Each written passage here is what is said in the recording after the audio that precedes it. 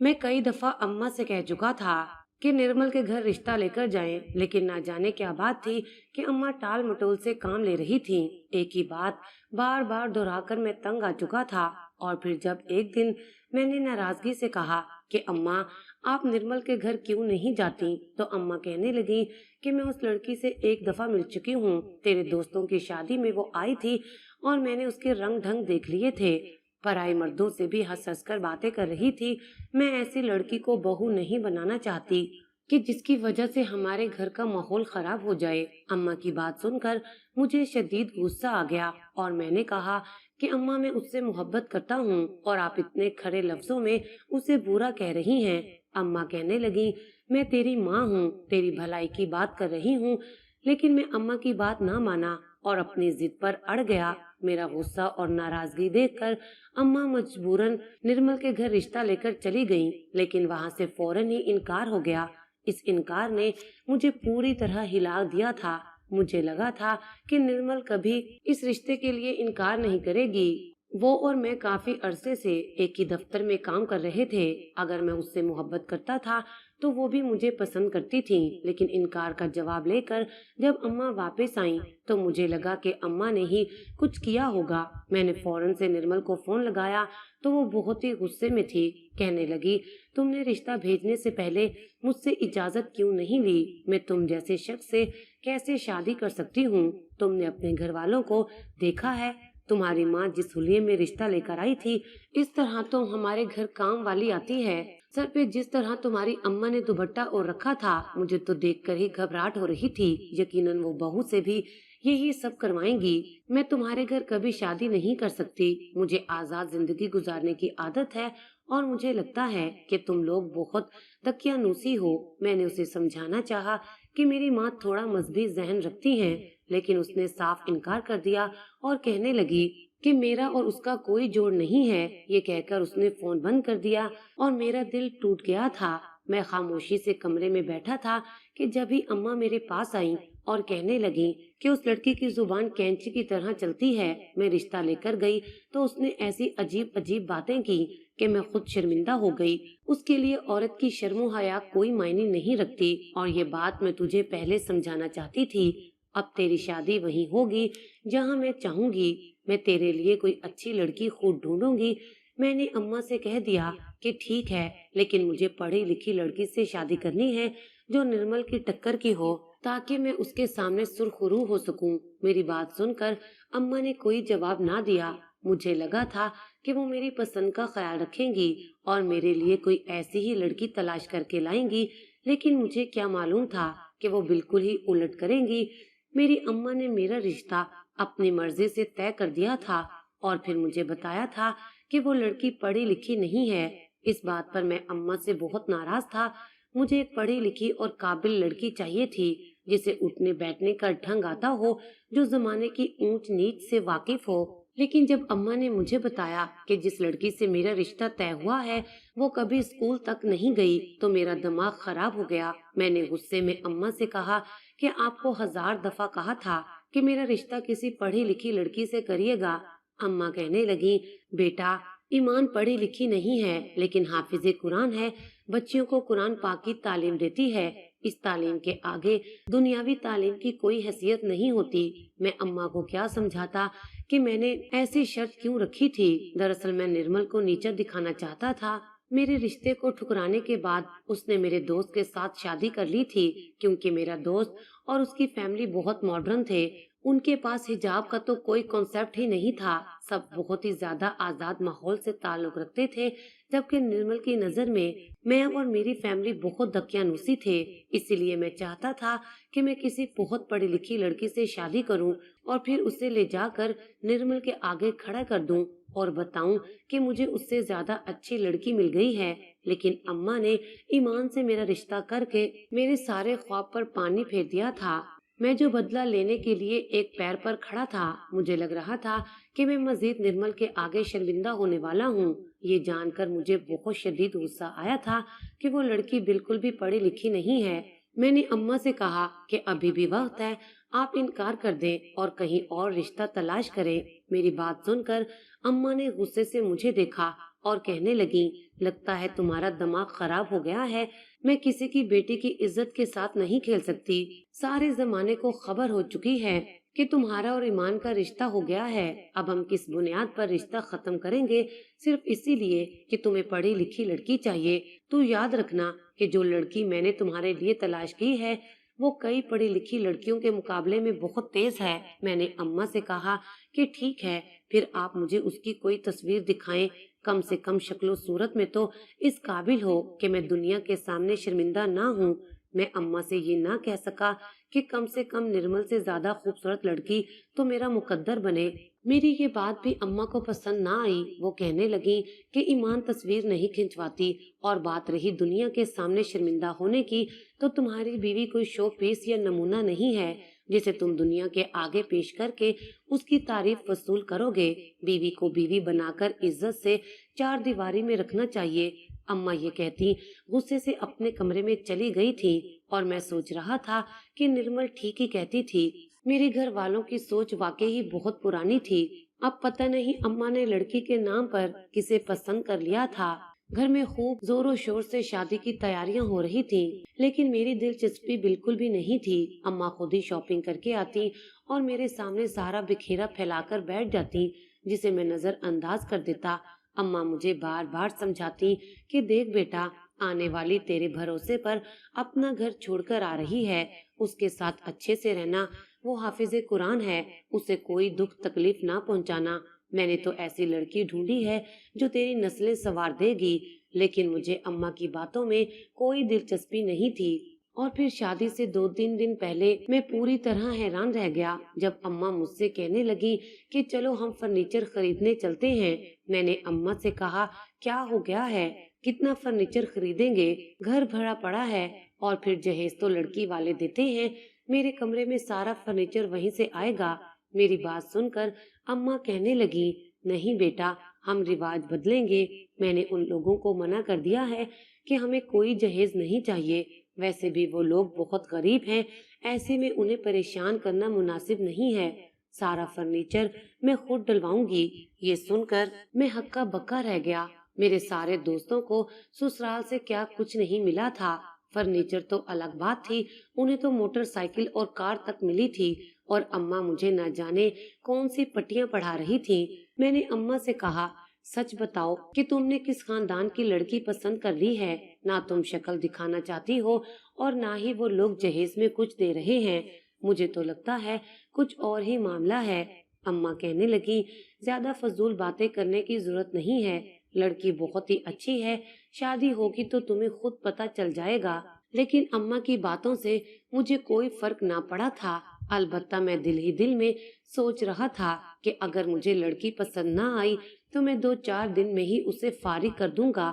اماں کے کہنے پر میں زبردستی شادی کے لیے تیار تو ہو گیا، لیکن ایک بوجھ جیسے رشتے کو گھسیٹنے کا میں حامی نہیں تھا۔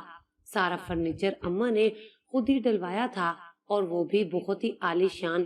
میں نے جتنے بھی پیسے جمع کیے تھے وہ سب اماں نے میری شادی پر خود ہی خرچ کر دیے تھے، اور پھر جب شادی والا دن آیا تو میرے رہے سہے ہوش بھی ٹھکانے آ گئے۔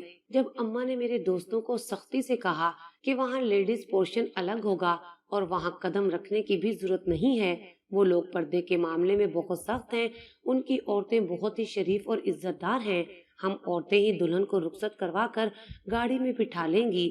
ان لوگوں نے مرد اور عورت کا الگ الگ انتظام کیا ہے۔ نکاح تو پہلے ہی مسجد میں ہو گیا تھا، اس لیے نکاح کا کوئی مسئلہ نہیں تھا، لیکن میرے دوست یہ سن کر عجیب نظروں سے مجھے دیکھنے لگے۔ اماں حکم سنا کر گئیں تو میرا ایک دوست کہنے لگا کہ ہمارے گھر کی عورتیں بھی عزت دار اور شریف ہی ہیں، تمہاری اماں آخر کہنا کیا چاہتی ہیں؟ اور پھر ایک دو نے تو یہ بھی کہا کہ ہم تو تجھے ہی دقیانوسی سمجھتے تھے، تیرے تو سسرال والے بھی تیرے جیسے ہی نکلے۔ میں خوش شرمندگی سے سر جھکا گیا تھا۔ میرے دوستوں نے بہت سارے منصوبے بنائے تھے کہ بہت بڑا جشن ہوگا، پٹاخے جلائیں گے، ڈھول باجے کے ساتھ ناچتے ہوئے اسٹیج تک سارے دوست مجھے لے کر جائیں گے، اور مووی بھی بنے گی، لیکن جہاں تو سب کچھ بس خیالی پلاؤ کی طرح رہ گیا تھا۔ اتنے دنوں سے یہ سب منصوبے اماں کے سامنے بن رہے تھے، لیکن وہ پوری طرح خاموش تھیں، اور آخری موقع پر انہوں نے چوکا لگا دیا تھا۔ वो जानती थी कि अब मैं एहतजाज करने की पोजीशन में नहीं हूँ। इतने मेहमानों के सामने मैं अम्मा को क्या कहता। मेरे दोस्त यार तो मेरे मुंह पर हंस रहे थे और कह रहे थे कि शादी के बाद तू मौलवी बन जाना और फिर हमारे पास की तकरीबात में भी ना आना। मैंने बस सर झुका लिया था।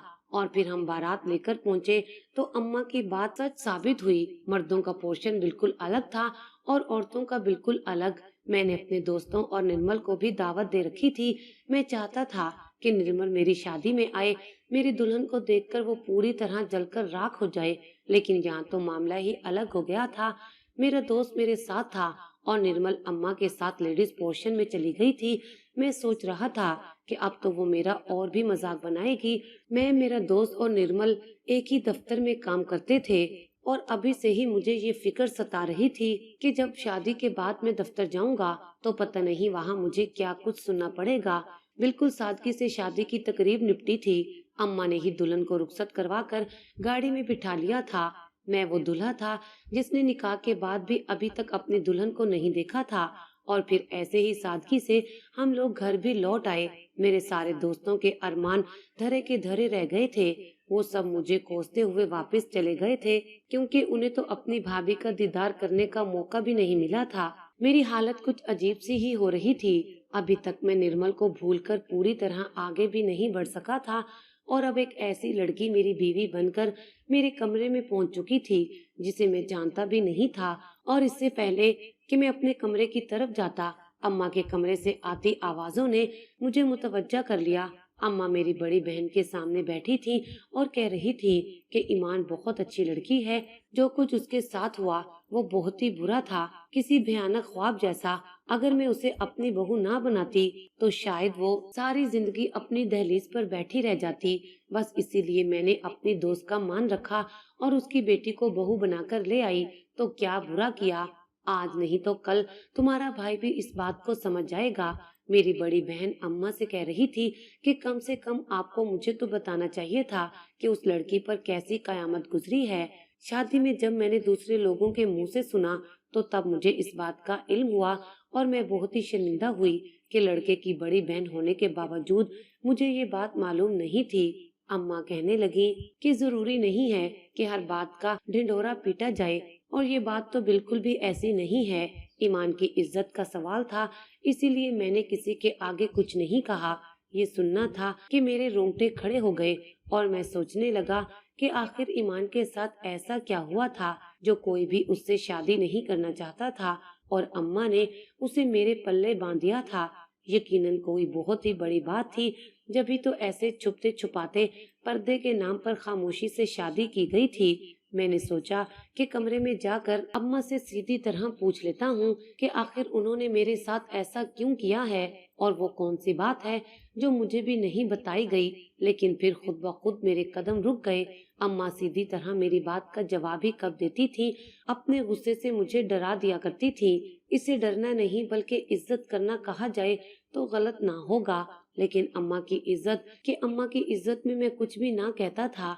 और फिर यही सोचकर मैंने वापस अपने कदम कमरे की तरफ बढ़ा दिए थे। मैं अंदर दाखिल हुआ तो घूंघट डाले एक लड़की बैठी थी और जैसे ही मेरी नजर उस पर पड़ी तो उसने घूंघट उठा दिया। कुछ लम्हे में पलके झपकना भूल गया। वो इस कदर हसीन थी कि उसका हुस्न देखकर मैं हैरान रह गया था। निर्मल तो उसके आगे खाक बराबर भी नहीं थी। अगर मैंने कुछ देर पहले वाली अम्मा की बातें ना सुनी होती तो शायद मैं पहली ही नजर में उसका दीवाना हो जाता। लेकिन अब मेरे जहन में बस एक ही बात थी कि ईमान के पीछे कोई ऐसा भयानक सच है जिसे मेरी माँ ने मुझसे छुपाया है। मैं उसके सामने बैठ गया और बहुत खरे लहजे में उससे कहा कि मैं तुम्हारी सारी हकीकत जानता हूँ। ये सुनते ही उसके चेहरे का रंग बदल गया।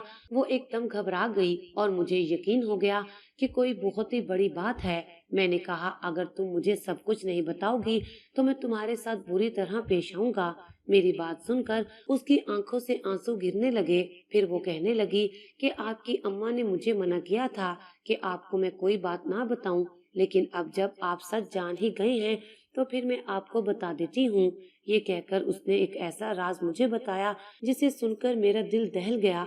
सारा सच जानने के बाद भी मेरे दिल में ये बात आई कि पता नहीं इस बात में कितना सच है और कितना झूठ। ये भी मुमकिन था कि वो पूरी हकीकत मुझसे छुपा रही होती। मेरे चेहरे के तासुरात से उसे मेरे दिल की हालत समझ आ गई थी। वो आहिस्ता से कहने लगी, मैं हाफिज़े कुरान हूँ, और जिसके दिल में कुरान हो उसके दिल में झूठ नहीं होता। मैं आपको एक एक लफ्ज सच बता चुकी हूँ, और इसके अलावा भी मेरी जिंदगी का जो भी सच है वो आज की रात में आपको खुद ही बताऊंगी। मैं नहीं चाहती कि हमारा रिश्ता किसी भी झूठ की नजर हो। और फिर उसने मुझे हर छोटी से बड़ी बात सच सच बता दी। वो हाफिज़े कुरान थी, उसके दिल में कुरान बसता था, वो झूठ का सहारा ले ही नहीं सकती थी। उसके हर हर्फ में सच्चाई थी, और उसकी सच्चाई ने मेरा दिल जीत लिया था। वो ना सिर्फ खूबसूरत थी बल्कि बहुत ही खुश इखलाक थी। उसकी आवाज में भी जैसे जादू था। मेरे दिल में जो भी गिले शिकवे थे वो सब धुल गए थे। और फिर मैंने उसे शादी की रात का तोहफा दिया। उसने तोहफा लिया और मुझसे शुक्राने के नवाफिल पढ़ने की इजाजत मांगी। नफल पढ़ने के बाद वो कितनी ही देर बैठकर कुरान पाक की तिलावत करती रही। जिस अंदाज में उसने मुझे सूरत यासीन सुनाई थी, मुझे लगा था कि ये रात मेरी जिंदगी की सबसे खूबसूरत तरीन रात बन गई है। मुझे कुरान पाक बंद किए बहुत अरसा गुजर चुका था। इतना वक्त ही नहीं मिलता था कि मैं नमाज की पाबंदी के साथ कुरान पाक की तिलावत भी करूं।